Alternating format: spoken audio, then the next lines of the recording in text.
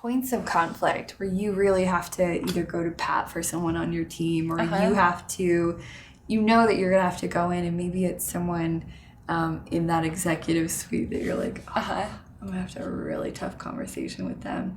What's your approach to handling conflict without being consumed by it? Yeah, that is also a good question. I think that can be a really tricky thing for anyone in a leadership or management role. What I like to do is start with kind of, taking whatever that conflict is or that issue and figuring out, how does this help us or not help us accomplish whatever these goals are for the business?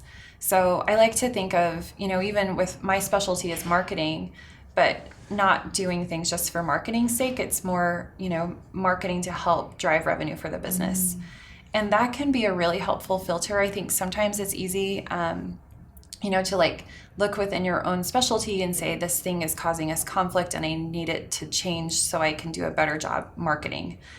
And if it's actually not going to do a better job to help drive the business forward or help accomplish the business goals, that can sometimes cut off the need to press it forward. And it's having sometimes a harder conversation just with my own team and deciding, is this really something we need to spend time and effort on?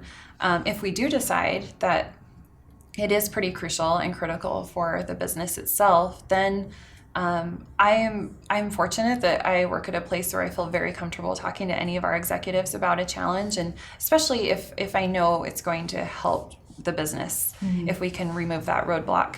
I think that's an important thing for anyone looking for a job, is to make sure that they are in an environment where they can have those kinds of conversations. I've also worked at companies where that didn't feel like the climate, and I ended up making a change for some of those reasons, because it's hard to be in a position when you feel like you can't do anything about a problem that you see. So I think just in general, for anyone at any company, or if they're looking to make a job change, it's that leadership and what their style is really, really important. Yeah, in terms of the evaluation before you onboard. And then... and making sure you're at a place where if you speak up, that your voice can be heard. Right, right.